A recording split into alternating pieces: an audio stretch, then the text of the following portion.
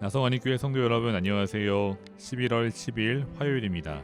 다같이 새 찬송가 300장 내 마음이 낙심되며 함께 찬송하시겠습니다.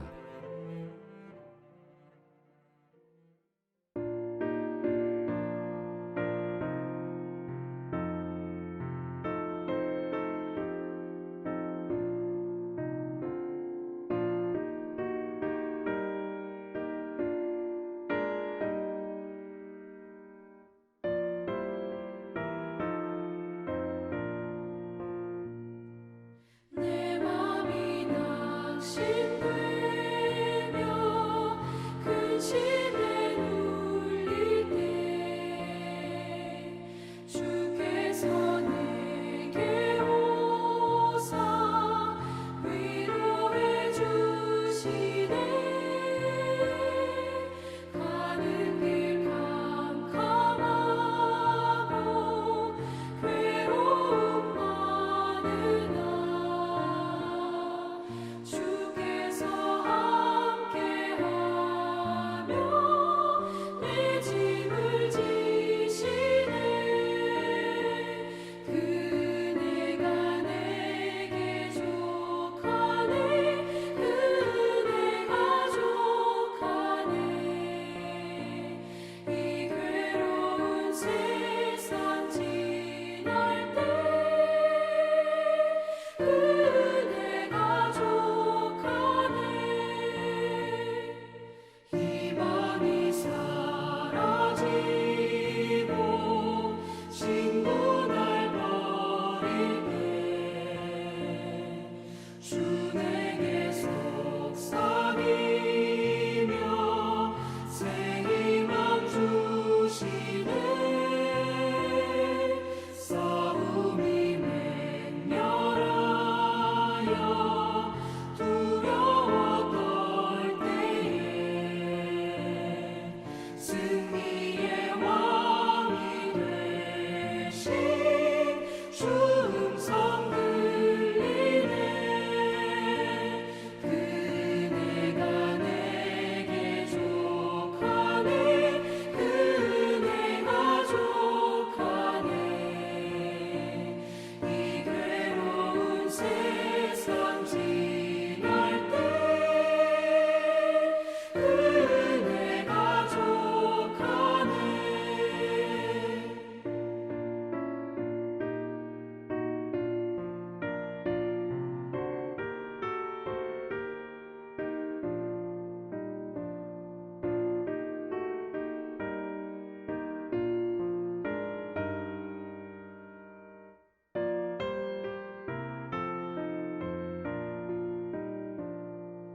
번민이 가득 차고 눈물이 흐를 때 주 나의 곁에 오사 위로해 주시네. 환난이 닥쳐와서 어려움 당할 때 주님의 능력 입어 원수를 이기네. 그네가 내게 족하네. 그네가 족하네. 이 괴로운 세상 지날 때 그네가 족하네.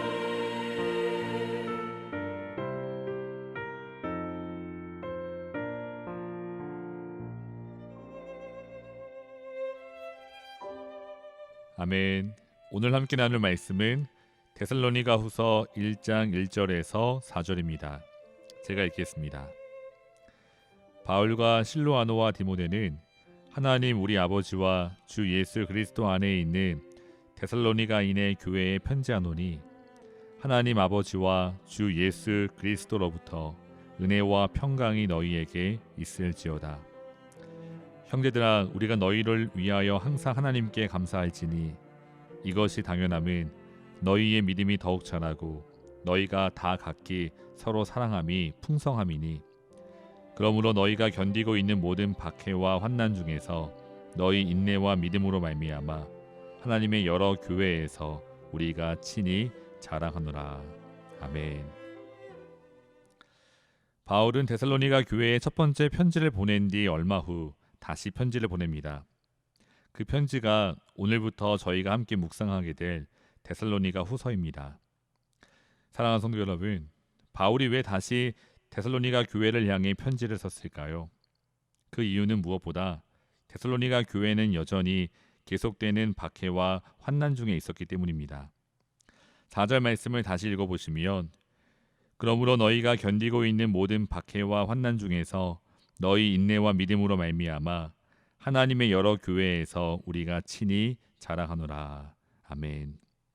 환난 가운데 있는 성도들을 위로하기 위해 바울은 다시 펜에 들었습니다. 뿐만 아니라 데살로니가 교회 안에도 오늘날 교회와 같이 여전히 문제가 많았고 또 새로운 문제가 대두되기도 했습니다. 그 문제로 인해 발생되는 이 데살로니가 교회 안에 있는 혼란을 바울은 간과하지 않았습니다. 다시 펜을 들어 하나님의 말씀으로 성도들을 가르치고 있습니다. 우리는 이러한 바울의 모습을 통해 참 목자 바울에 대해 다시 한번 생각하게 됩니다. 교우들께서 아시는 바와 같이 바울은 유대인의 핍박으로 데살로니가 교회를 급히 떠날 수밖에 없었습니다. 사도행전 17장을 보시면 바울이 새 안식일에 유대인의 회당에서 말씀을 가르쳤다고 기록되어 있습니다. 그 사실로 미루어 봤을 때 3주 혹은 그보다 조금 더 데살로니가 지역에 머물며 바울은 말씀을 가르쳤습니다. 비록 짧은 시간이지만 그러나 데살로니가 사람들은 복음 앞에 반응했고 그 결과 교회가 세워졌습니다. 하지만 말씀드린 바와 같이 바울은 유대인의 핍박으로 인해 데살로니가 지역을 떠날 수밖에 없었습니다. 하지만 성도들을 향한 바울의 마음은 그 무엇도 막을 수 없었습니다. 몸은 비록 떨어져 있지만 바울은 늘 데살로니가 교회를 생각했습니다. 그리고 여러 번 이 교회를 방문하려고 했습니다. 하지만 사탄에 가로막혔습니다. 그래서 디모데를 보냅니다. 그리고 마침내 디모데를 통해 데살로니가 교회의 소식을 듣습니다. 데살로니가 교회 성도들이 환난과 핍박 중에도 여전히 믿음을 지키고 서로 사랑하며 소망으로 인내한다는 소식에 바울은 너무나 기뻐했습니다. 데살로니가전서 3장 9절 말씀을 다시 읽어보시면 우리가 우리 하나님 앞에서 너희로 말미암아 모든 기쁨으로 기뻐하니 아멘. 모든 기쁨으로 기뻐한다는 바울의 고백을 통해 그가 얼마나 기뻐했는지 엿볼 수 있습니다. 그런데 성도 여러분, 이 시간 우리가 주목하기 원하는 것은 그 이후 바울의 모습입니다. 바울은 이제 다 되었다고 말하면서 데살로니가 교회로부터 돌아서지 않습니다. 자신의 기쁨을 전하며 데살로니가 교회를 더 성숙한 신앙으로 인도하기 위해 보낸 첫 번째 편지 데살로니가 전서로 인해 자신의 할 일을 다 마쳤다고 생각하지 않습니다. 여전히 바울은 데살로니가 교회를 품고 기도하며 관심 가지고 있습니다. 그러던 어느 날 바울에게 데살로니가 교회가 여전히 박해와 환난 가운데 있고 또 교회 안에 여러 가지 문제가 있다는 소식을 듣습니다. 그 소식에 바울은 또다시 펜을 들어 편지를 쓰고 있습니다. 우리는 이러한 바울의 모습을 보며 우리를 향한 예수님의 모습을 생각할 수 있고 아울러 한 영혼을 향한 우리의 모습은 어떠한가 돌아보게 됩니다. 먼저 사랑하는 성도 여러분, 예수님께서는 우리를 위해 십자가에서 모든 구속의 사역을 다 이루셨습니다. 십자가에서 예수님의 마지막 말씀처럼 다 이루셨습니다. 그렇습니다. 우리의 구원을 위해 하나도 남김없이 모든 사역을 다 이루셨습니다. 그런데 더 놀라운 사실은 그 주님이 지금도 우리를 위해 중보자가 되어주시고 성령 하나님 안에서 우리와 함께 하신다는 사실입니다. 우리에게 다 맡기고 그저 떠나지 않으셨습니다. 단 한순간도 결코 우리를 잊으신 적이 없습니다. 성도 여러분, 그 예수님을 정말로 믿으시나요? 그 예수님을 진정 믿으신다면 오늘 주님 앞에 먼저 감사와 영광을 올려드리는 저희 모두가 될 수 있기를 소망합니다. 그리고 이와 함께 우리의 모습을 돌아보았으면 좋겠습니다. 우리도 바울처럼 한 영혼 한 영혼을 그렇게 사랑하고 가슴속에 품고 기도하고 있는지 우리의 모습을 돌아보기 원합니다. 하지만 안타깝게도 그렇지 못할 때가 참 많습니다. 지금까지 저도 사역을 하면서 한편으로 그런 생각을 했던 적이 있던 것 같습니다. 내가 할 수 있는 일은 이제 다 했다. 더 이상 나도 이제 어쩔 수 없다. 물론 사역자이지만 그 전에 인간이기에 제 능력은 분명 한계가 있었습니다. 하지만 정말 더 사랑하고 더 기도하고 더 인내할 수 없었을까요? 성도 여러분, 우리의 사역에는 결코 마침표가 없습니다. 주 앞에 서는 날까지 내게 허락하신 사람을 사랑하고 그 영혼을 위해 기도하고 또 품어내야 합니다. 성도 여러분, 비록 이 땅에서 우리가 무명하다 할지라도 한 영혼 한 영혼을 더 사랑하고 끝까지 그 영혼을 위해 기도할 수 있는 저와 여러분이 되시기를 주님의 이름으로 소망합니다. 오늘 본문에서 또 한 가지 주목하고 싶은 것은 감사하는 바울의 모습입니다. 3절 말씀을 다시 읽어보겠습니다. 형제들아, 우리가 너희를 위하여 항상 하나님께 감사할지니 이것이 당연함은 너희의 믿음이 더욱 자라고 너희가 다 각기 서로 사랑함이 풍성함이니. 아멘. 바울이 데살로니가 교회를 생각하며 항상 하나님께 감사한다고 고백합니다. 왜 그렇지 않겠습니까? 바울이 데살로니가 교회와 함께 보낸 시간은 짧게는 3주고 길게 잡는다고 해도 수개월에 불과합니다. 하지만 교회가 세워졌습니다.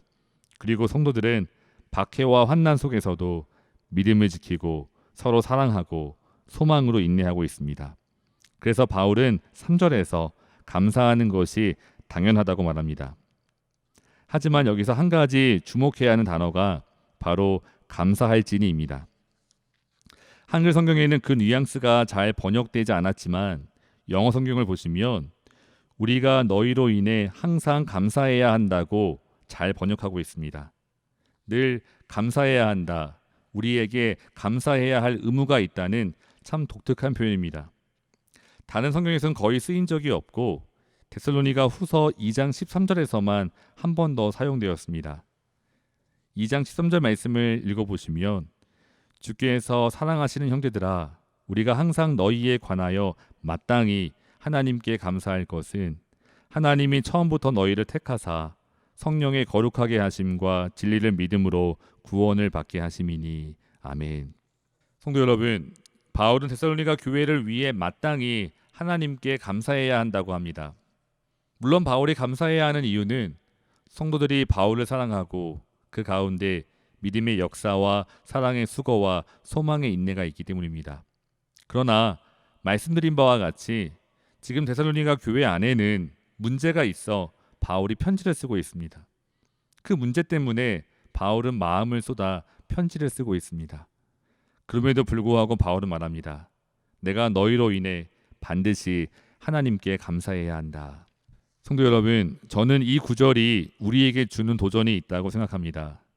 조금 전 말씀드린 바와 같이 우리는 예수님처럼 우리에게 허락하신 가족과 형제 그리고 이웃을 사랑해야 합니다. 그 영혼에 지속적인 관심을 가지고 늘 끝까지 돌봐야 합니다. 그 일은 결코 중단될 수 없습니다. 우리에게 주신 사명입니다. 하지만 사람으로 인해 우리의 마음이 무너질 때가 있습니다. 변화되지 않는 모습에 지치고 포기하고 싶을 때도 있습니다. 우리 가족이, 우리 형제가, 우리 이웃이, 그리고 또 우리 교회가 우리를 그렇게 힘들게 할 수도 있습니다.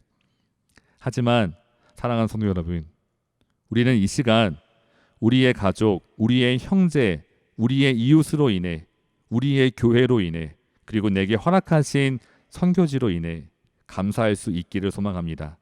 인간적인 섭섭함과 미움, 원망 이런 감정들은 모두 다 십자가 앞에 내려놓고 오늘 내게 기도의 제목으로 허락하신 가족이 있기에, 형제가 있고 또 이웃이 있기에, 그리고 우리 교회가 있기에 감사하고 기뻐하는 나성안이 교회 모든 교우들 되시기를 주님의 이름으로 축원합니다. 사랑하는 성도 여러분, 우리가 감사하고 기뻐하며 또 쉬지 않고 기도하면 분명 하나님의 때 아름다운 열매를 거두게 될 것이라고 믿습니다.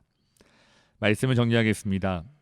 우리는 예수님의 어린 양이면서 또 주님께서 맡기신 양무리를 돌보는 목자입니다. 우리는 예수님의 어린 양이기에 우리의 참 목자 되시는 예수님을 더 바라보고 의지할 수밖에 없습니다. 그리고 참 목자이신 예수님처럼 우리도 이 땅의 작은 예수로서 우리에게 허락하신 영혼을 사랑하고 돌보며 끊임없이 품어내시기를 주님의 이름으로 축원합니다. 다 같이 기도하겠습니다. 사랑하는 하나님, 오늘 바울의 모습을 통해 참 목자이신 우리 주 예수 그리스도를 생각합니다. 단 한순간도 우리를 잊지 않으시고 돌보시는 주님, 그 은혜 앞에 감사합니다. 그 주님의 은혜로 오늘 하루를 살아갑니다. 그리고 그 주님의 은혜를 알기에 오늘도 우리에게 허락하신 영혼을 품고 나아갑니다. 우리의 힘과 능력으로는 조금도 사랑할 수 없지만, 포기하고 싶지만, 그러나 우리 주 예수 그리스도의 마음으로 인내하며 끝까지 사랑할 수 있도록 도와주시옵소서. 예수님의 이름으로 기도합니다. 아멘. 사랑하는 성도 여러분, 오늘도 주어진 삶의 자리에서 오직 주님을 바라보시며 믿음과 소망과 사랑으로 승리하시기를 주님의 이름으로 축복합니다. 감사합니다.